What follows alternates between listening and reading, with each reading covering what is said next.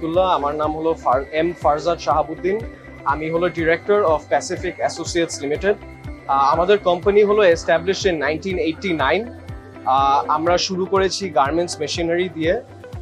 এখন আমরা additionally textile machinery করি, নিডলস করি, স্পেয়ার পার্টস করি, কালেকশন করি, সব ধরনের অ্যাডিশনাল আইটেমস করি। যেহেতু আমাদের অনেক পুরাতন কোম্পানি, 1989 থেকে আমাদের এস্টাবলিশমেন্ট, আমরা ট্রাই করি একটা ওয়ান স্টপ সলিউশন হিসাবে ডিল করতে। আমাদের অনেক অলমোস্ট বলা যায় অলমোস্ট 70 to 80% কাস্টমারদের সাথে আমাদের একটা রিলেশনশিপ আছে, যেহেতু আমরা 80s থেকে ব্যবসা করতেছি। অ্যাট দিস মোমেন্ট আমরা গার্মেন্টস মেশিনে, আমরা সুইং মেশিনের উপর ফোকাস করি, অটোমেশন করি, কাটিং করি, লেজার, লিঙ্কিং, সব ধরনের মেশিন করি।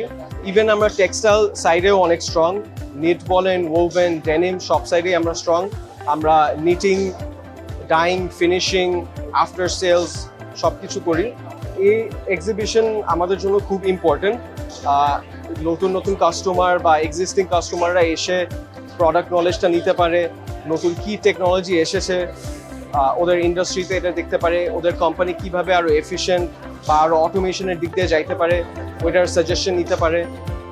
আমাদের এক্সপেকটেশন এই এক্সিবিশনে হলো যে কাস্টমাররা নতুন টেকনোলজির ব্যাপারে জানতে পারবে, প্লাস কিভাবে ওদের কোম্পানিকে আরো এফিশিয়েন্টলি রান করা যায়, আরো অটোমেশন কিভাবে ইমপ্রুভ করা যায়, এগুলোর উপরে ফোকাস করতে পারবে।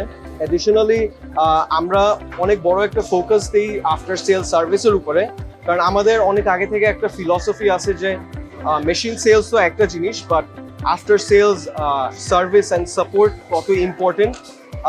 কারণ একটা মেশিন তো জাস্ট একদিনের জন্য নেয় না, এক বছরের জন্য নেয় না।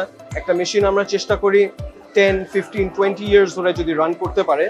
সো আফটার সেলস সার্ভিসটা খুব ইম্পর্টেন্ট।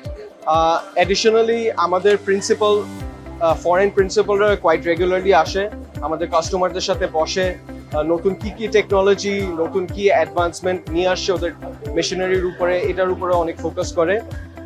সো আশা করতেছি কাস্টমাররা বা নতুন যারা এই ইন্ডাস্ট্রিতে ঢুকতে চেষ্টা করতেছে, ওরা আমাদের বুথে এসে, আমাদের হলে এসে নতুন টেকনোলজিগুলো দেখে যাইতে পারবে। আমরা অনেক ভালো ফিডব্যাক পেয়েছি লাস্ট ফিউ ডেজে।